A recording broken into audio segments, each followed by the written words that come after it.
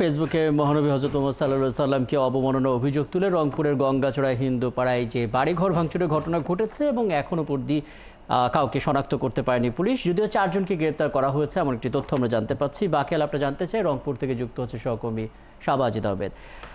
বাজিদ, আমরা প্রতিবেদনটি দেখছিলাম আপনার, এবং সেখানে আসলে ক্ষতিগ্রস্ত অভিযোগ করছিলেন পুলিশ আগে থেকে সব জানলেও ঠেকাতে পারেনি, হামলাকারীদের চিনতেও পারেনি। পুলিশের দিক থেকে আসলে কি ব্যাখ্যা, তারা কেন আসলে আসামিদের চিনতে পারেনি, এবং যে 4 জনকে গ্রেপ্তার করা হয়েছে তাদের পরিচয়টা জানা গেছে কিনা, কি বলছে পুলিশ?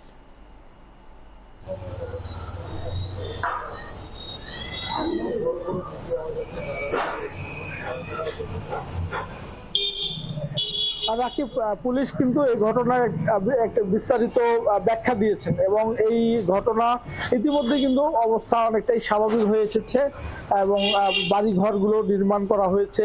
যে ঘরগুলো ভেঙে দেওয়া হয়েছিল, দেয়াল টিনের বেড়া যেগুলো ভেঙে দেওয়া হয়েছিল, নতুন করে সেগুলো বেড়া নির্মাণ করেছে স্থানীয় প্রশাসন।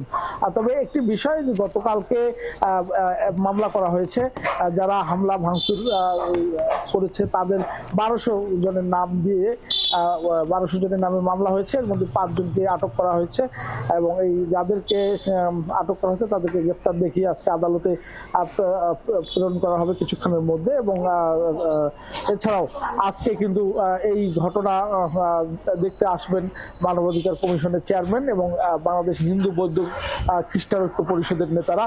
তারা দুপুরের পরে সেখানে ঘটনাস্থল পরিদর্শন করতে আসবেন।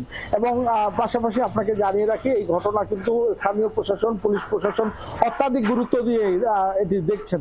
এবং যে কিশোর ফেসবুকে স্ট্যাটাস দিয়েছে বলে প্রচারণা চালানো হয়েছে, সেটিও আসলে সে দিয়েছে কিনা সেটিও দেখবেন আইন শৃঙ্খলা বাহিনী, সেটি বলছেন। এবং সে পুলিশের হাতে গ্রেফতার আছে এবং যারা এই ঘটনা ঘটিয়েছে তাদের কাউকে ছাড় দেওয়া হবে না। এবং ইতিমধ্যে যেখান থেকে লোকজন আসছে সব জায়গায় পুলিশ কিন্তু রেড দিচ্ছে এবং যারা এই ঘটনার সাথে সম্পৃক্ত সেখানে, এবং ইতিমধ্যে বিএনপি, জামাত সহ বিভিন্ন রাজনৈতিক দলগুলো কিন্তু ক্ষতিগ্রস্ত পরিবারগুলোর পাশে দাঁড়িয়েছে এবং গতকালকেও তাদের খাবার সহ বসবাসের নানা উপকরণ কিন্তু প্রশাসন এবং রাজনৈতিক দলগুলোর পক্ষ থেকে দেওয়া হচ্ছে। তবে বাকি পরিবেশ একেবারেই স্বাভাবিক, শান্ত, কেউ এলাকা ছাড়া হননি, এলাকায় সবাই আছেন।